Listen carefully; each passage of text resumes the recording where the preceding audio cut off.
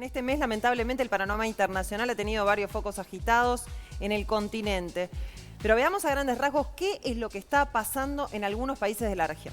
Sí, porque el barrio, como a veces se le dice, está convulsionado. Vamos a comenzar por Bolivia, luego del recuento parcial de votos de las elecciones presidenciales y legislativas que tuvieron lugar este domingo en Bolivia, que muestran una victoria muy apretada del presidente Evo Morales en primera vuelta, aunque la oposición no reconoce este recuento. Carlos Mesa, principal oponente de Evo Morales y candidato por Comunidad Ciudadana, convocó a sus partidarios a movilizarse para evitar una manipulación de datos y muchos de ellos salieron a las calles a manifestar su descontento con movilizaciones que empezaron siendo pacíficas, pero terminaron en varios disturbios, como ser destrozos, como estamos viendo en las imágenes, destrozos en las sedes electorales de varias ciudades del país. En ellas, en algunas, hubo enfrentamientos entre oficialistas y opositores. Otro vecino que está agitado, al cual le hincamos el diente ayer, si ustedes lo recuerdan y vieron el programa, es Chile, ¿no? Una movilización que se encendió por el aumento de la tarifa del metro, pero que evidentemente tiene muchos otros reclamos atrás. Ayer lo comentamos con María José Díaz, una colega chilena, que nos decía que estas movilizaciones señalan 30 años de opresión por parte del sistema, en la que los estudiantes son protagonistas, pero en esta oportunidad reina un desconocimiento de cómo se va a resolver, ya que no hay un líder claro ni una reivindicación en estas protestas. La respuesta del Estado fue decretar el estado de emergencia y van 3 noches con toque de queda. Según cifras oficiales, al día de hoy hay 15 fallecidos, 88 heridos con armas de fuego y más de 3.000 personas detenidas. Y pasamos a Ecuador. En Ecuador hay una tensa calma luego de 12 días de fuertes disturbios. Inicialmente, más de 10.000 indígenas de todo el país llegaron a la capital ecuatoriana para participar de una gran manifestación en repudio a las medidas que fueron tomándose en el país, con sintonía con el Fondo Monetario Internacional. La gota que rebasó el vaso para los manifestantes fue la eliminación de subsidios a los combustibles. También se decretó estado de emergencia y toques de queda en Ecuador en varias ciudades del país hasta la noche del 13, cuando se alcanzó un acuerdo entre el gobierno y diversos sectores sociales. Al día siguiente, el presidente derogó el decreto que dio fin al subsidio de los combustibles. Ayer, el ministro de Defensa ecuatoriano, Osvaldo Jarrín, anunció una directiva para afrontar la insurgencia en Ecuador, ya que se pueden reavivar las aguas de los conflictos en cualquier momento. Y bueno, todo lo que está sucediendo, digamos, en el continente, su posible vinculación con Venezuela y esa situación que nos tuvo en vilo en su momento y ahora no se sabe qué rumbo puede tomar. Algunas medidas, por ejemplo, tomadas también en Brasil, las incipientes elecciones, bueno, que se van a suceder en Argentina. Todo eso nos hace detenernos un minuto para ver justamente qué es lo que está pasando, digamos, en América Latina. Y para ayudarnos con esto, Daro estuvo conversando con el periodista Mauricio Rabuffetti, corresponsal de AFP en nuestro país. Vamos a ver lo que nos decía.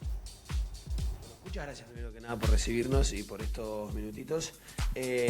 Como decía recién, está agitado el barrio, ¿no? Hay muchos movimientos en los diferentes países, sobre todo en América Latina. ¿Cómo ves? Cada uno con sus diferencias claras, ¿no?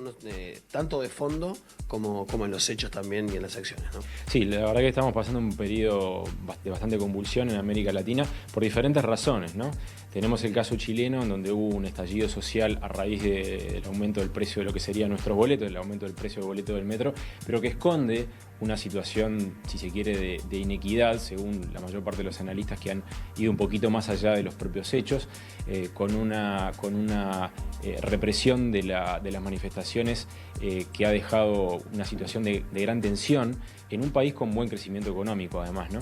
El caso de Venezuela es un poco diferente porque lo que se está gestando es una situación de tensión electoral, si se quiere, porque hubo una manipulación clara de parte del gobierno de Evo Morales del conteo de votos de las últimas elecciones y eso lógicamente genera suspicacias. Y el caso de Ecuador, que por suerte ya se ha tranquilizado un poco, es distinto, pero tiene más que ver con lo económico, con el aumento de precios de combustibles que llevó a un estallido social y finalmente a un gobierno que se sentó a negociar. Es decir, en el caso de Ecuador está bastante cauterizada la situación, si se quiere. Chile está en pleno proceso, en plena ebullición y el caso de Bolivia puede francamente empeorar.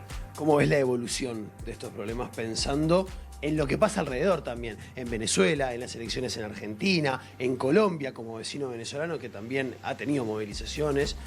¿Cómo ves? Es muy interesante la pregunta porque en realidad, si nosotros miramos el mapa de América Latina, lo que está pasando en Chile es un problema dentro de un modelo económico, si se quiere, exitoso.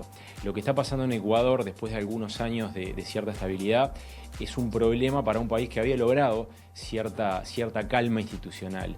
Lo que pasa en Bolivia es un poquito diferente porque, si se quiere, tiende al establecimiento de una autocracia, es decir, de un régimen de presidente único por 20 años, a pesar de que la Constitución lo impide.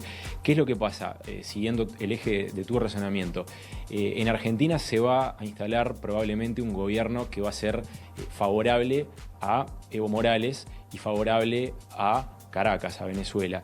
En Venezuela, bueno, la situación es bastante conocida, públicamente conocida. Es decir que los equilibrios regionales pueden cambiar drásticamente con las elecciones en Argentina, y nosotros aquí en Uruguay también de alguna manera tenemos la opción, ¿no?, el domingo decidir por un nuevo gobierno, y ahí se va a ver también cómo Uruguay puede incidir en ese equilibrio regional. Si tiene un gobierno más propenso a apoyar a Caracas, o más cercano a Caracas, más cercano a Venezuela, o si tiene un gobierno que definitivamente se va a alinear con quienes condenan la dictadura de Maduro.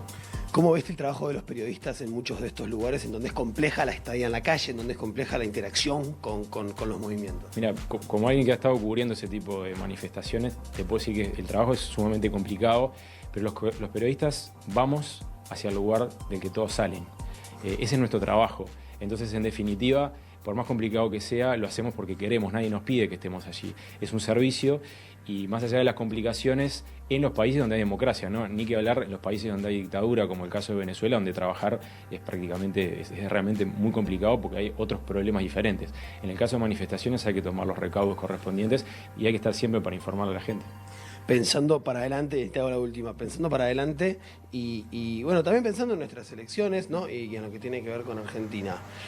Periodísticamente, ¿qué se respira? ¿Qué se dice entre colegas? Bueno, la verdad es que acá en Uruguay y hacia afuera hay cierta incertidumbre, porque las últimas encuestas hacen pensar en un resultado de segunda vuelta, pero de segunda vuelta que puede llegar a ser eventualmente bastante parejo, ¿no? Y mirando un poco el panorama de la región de vuelta, pensando en esos equilibrios que son a veces sutiles y a veces no tanto, el signo político del próximo gobierno de Uruguay es un país que institucionalmente es muy respetado. Es una de las 2 democracias plenas según el último índice de The Economist, que es una revista muy prestigiosa. Entonces, lo que pasa aquí en Uruguay es importante, pero lo más importante para nosotros es que el domingo, a diferencia de lo que pasa en otros países como Bolivia, por ejemplo, vamos a tener una jornada cívica ejemplar como siempre. Y en definitiva eso es lo que creo que como uruguayos tenemos que rescatar, más allá de que desearíamos que eso ocurra en toda América Latina. Hay que sentirnos privilegiados por el tipo de sistema político institucional que tenemos, independientemente de cualquier partido. Muchas gracias, Mauricio. Gracias a ustedes. Claro, estamos ante muchos países con muchos cambios, ¿no? Pasando un proceso, digamos, de cambio. Independientemente de colores políticos y demás, ¿no? Porque son elecciones en Argentina, elecciones en Uruguay, elecciones en Bolivia, más allá de que, bueno, que son cuestionadas las elecciones el año pasado en Brasil, son como momentos de transición, me parece, que están viviendo los distintos países. ¿Cómo nos cambia también la imagen que tenemos? Porque él hablaba justamente, por ejemplo, de Chile, ¿no? Cuando todo el mundo habla del modelo exitoso a nivel económico de Chile, y han venido varios políticos a esta mesa y han hablado, nos han puesto como ejemplo a Chile, y vos te quedás como con esa sensación de que en un país no puede pasar lo que está pasando ahora, ¿no? Exacto. Pero cómo hay que saber mucho más de la interna y de lo que está viviendo un pueblo. Totalmente. Y te das cuenta con esto. A mí lo que me asusta es que se repiten las formas, se están repitiendo en esta América las formas de reclamar, ¿no? Sí. Bueno, Ecuador, una marcha atrás, una negociación, qué sé yo, pero para llegar a eso, todo lo que pasó, ¿no? Igual lo de Bolivia es completamente distinto, lo señalaba Rabuffetti, porque eso hay que dejarlo aparte porque es un caso increíble, o sea, es insólito que hayan parado el recuento, o sea, que hayan parado el escrutinio primario en un momento y 14 horas después resulta que les da otra cosa que no tiene nada que ver porque se supone que eran unos circuitos que quedaban en lugares donde eran pro Evo Morales. Entonces es una cosa, es insólito. 20 años dijo Sí, 20. Evo Morales. Claro, que es lo que, Es que es lo que él tremendo, quiso. ¿no? Él quiso cambiar la Constitución. Claro. La autocracia. de Es, eso hablaba, pero ¿no? es increíble cómo pasan los años, 20 años, una misma persona en Parece el que poder. fue hace un rato nada más.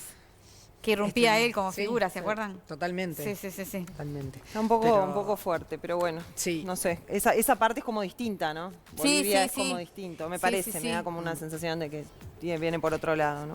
Van 15, se cumplirían 20. Van 15, claro. Un de periodo poder. más Serían 20. de seguir, exactamente, serían 20.